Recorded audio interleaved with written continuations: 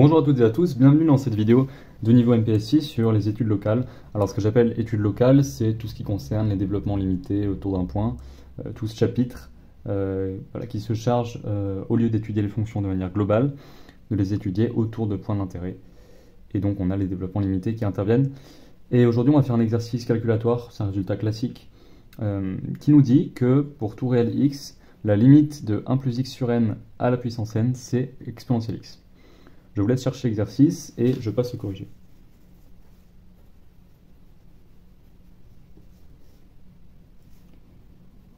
Alors quand on voit ce type d'exercice, on peut penser à deux choses, sachant qu'on est dans le chapitre développement limité. La première chose à laquelle on peut penser, ça va être d'écrire le développement limité de cette chose-là, en utilisant la formule 1 plus x puissance alpha quand x tend vers 0. Alors effectivement, ça peut être une idée, mais on va très vite se heurter à un problème, c'est que ici, notre x de la formule, là, il dépend de n.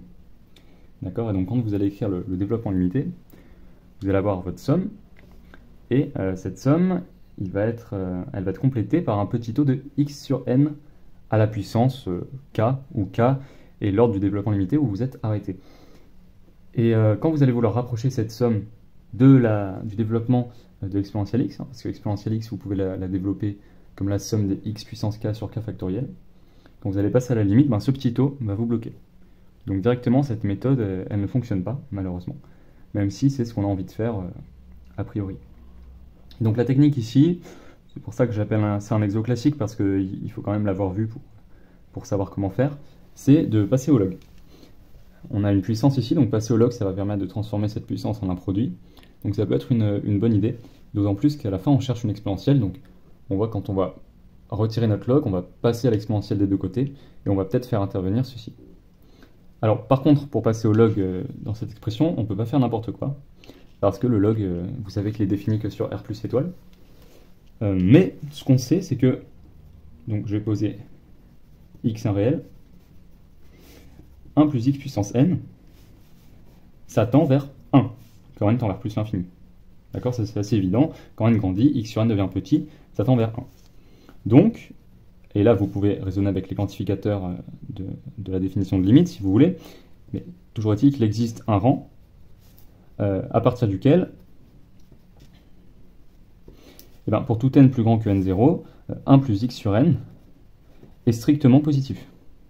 Oui, parce que 1 plus x sur n, ça va tendre vers 1, donc il faut bien qu'au bout d'un moment, ça dépasse 0 strictement. D'accord? Donc à partir de ce rang n0, en particulier, 1 plus x sur n puissance n va être strictement positif, parce que un truc strictement positif à la puissance n, ça reste un truc strictement positif.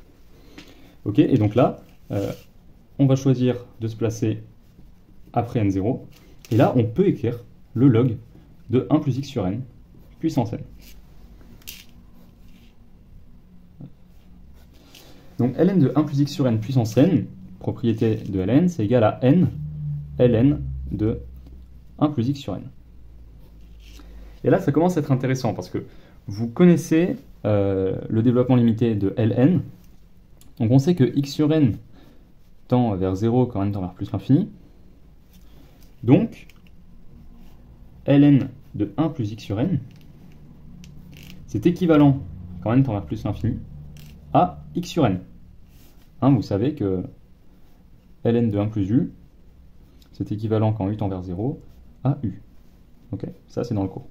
Donc si on remplace u par x sur n, du coup on doit faire tendre n vers plus l'infini, on obtient ce résultat. D'où, on peut multiplier par n, ça il n'y a pas de souci. N ln de 1 plus x sur n est équivalent quand n tend vers plus l'infini à n x sur n, donc ça c'est égal à x. D'accord? Et ça, c'est ln de 1 plus x sur n à la puissance n. Donc on sait que ceci, c'est équivalent à x. Et là, ce qu'on a absolument envie de faire, c'est de se débarrasser du ln, et donc de passer à l'exponentielle des deux côtés. Et on va se dire, on a ici du coup 1 plus x sur n puissance n, qui est équivalent à exponentielle x. Alors ça, c'est interdit, d'accord? On ne peut pas composer les équivalents. On le dit comme ça, c'est-à-dire que là, on a un équivalent, on ne peut pas composer des deux côtés par une même fonction exponentielle. Alors ici, pourquoi ça va marcher? Parce qu'en fait, ici, du côté droit de l'équivalent, il n'y a plus de n. D'accord? Donc, on ne dépend plus de n ici.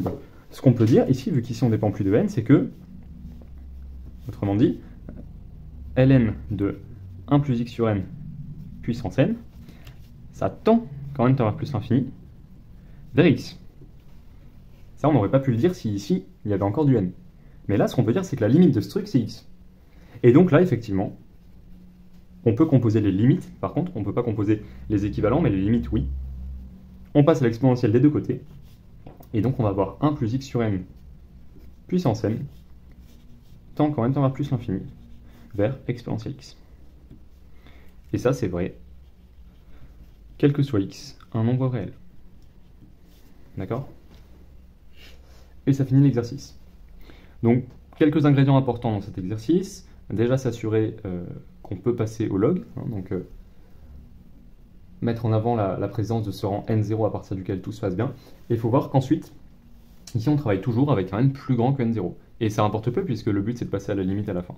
Et puis, deuxième ingrédient, faire attention à ne pas composer les équivalents, et à voir qu'ici, on a plus qu'un équivalent, on a une limite. J'espère que ce petit exercice vous aura plu. Je vous dis à bientôt pour une nouvelle vidéo.